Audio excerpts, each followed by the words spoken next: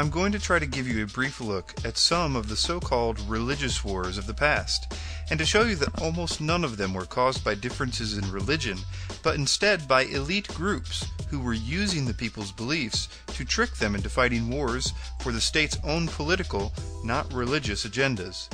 And because of the control of the information, they were able to do this despite the fact that the wars were, in every case, against the religious beliefs themselves. Let's start with the Holy War that most of us immediately think of, which is the so-called Crusades. The Crusades were a series of military campaigns between the 11th and 13th centuries by the Vatican. The biggest thing to realize here is that the Roman Catholic Church is a political power that uses the religion of Christianity to achieve its various political goals. It's obvious to anyone that's looked into it that the teachings of Christianity are clearly opposed to war of any kind, for any reason. This is one of the reasons why the Roman Catholic Church, after it took over Christianity, opposed translations of the Bible into various native tongues for nearly 1,000 years. And it's also why all the services were said in Latin, a language almost no one understood. People of the world at that time had no access to information about real Christianity. If the priest told them that God wanted them to fight in a war, they usually believed him. This is a terrible crime on the part of Rome. It is, in fact, mind control, and the Vatican deserves all the animosity that it gets. But please don't be fooled. This is not because of Christianity or because of the teachings of Jesus. I am, however, certain that that is what we are supposed to think, and I'll show you why in a moment. After the Bible was translated into English and was widely available to the public, many people began to leave Roman Catholicism. As Rome started to lose control, they killed many more people in what became known as the French Wars of Religion and the 30 Years' War. Again, these so-called holy wars were simply a political organization who was masquerading as a religious organization, trying to retain control of the population that it was now losing. The most ironic thing is that it was the real religion of Christianity that actually ended the Crusades.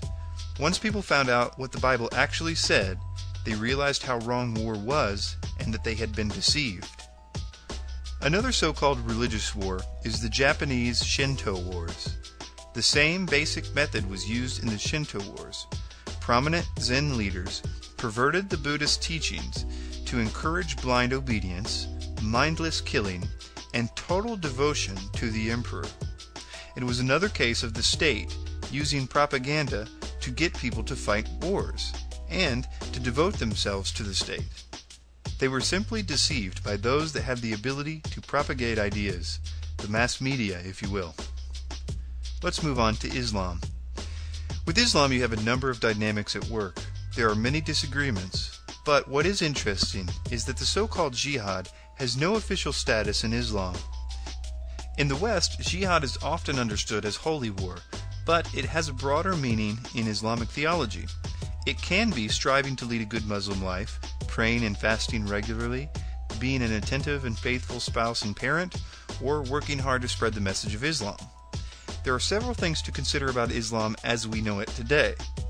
There was an attempt by America and the West to radicalize Islam to fight the Russians in the Cold War.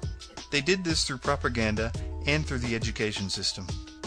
Arab state-sponsored education systems are often funded by Saudi Arabia and/or international organizations like the United Nations, which even today continue to teach this new radicalized version of Islam.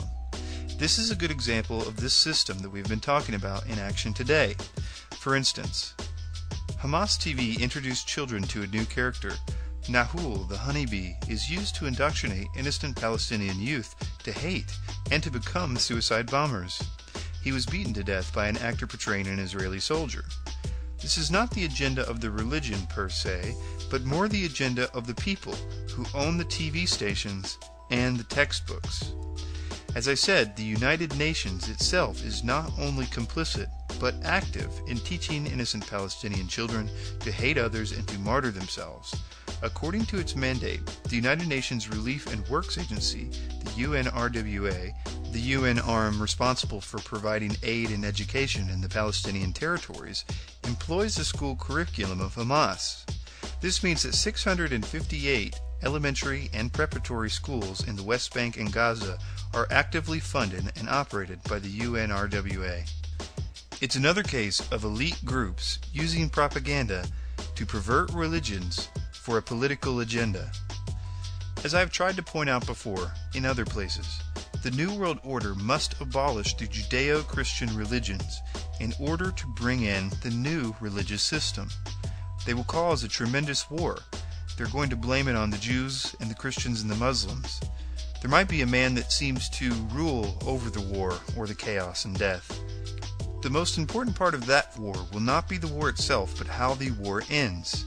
They will most likely bring in a person or persons who seems to defeat that system and that leader, defeat all the evil that we will have been enduring that whole time.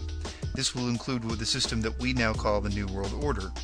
It most likely will also include some sort of false alien presence or another strange occurrence that could justify a new world religion, possibly even around 2012. This new person or persons will set up what looks like it will be a new utopia, in which all will be united in their new peace, as well as their newfound hatred for the religions of the past because of the scars that they will have believed those religions caused them through propaganda. This is the New World Order. They have been preparing us for this for a while. They have provided for us many of what Sigmund Freud's nephew Edward Bernays called rubber stamps.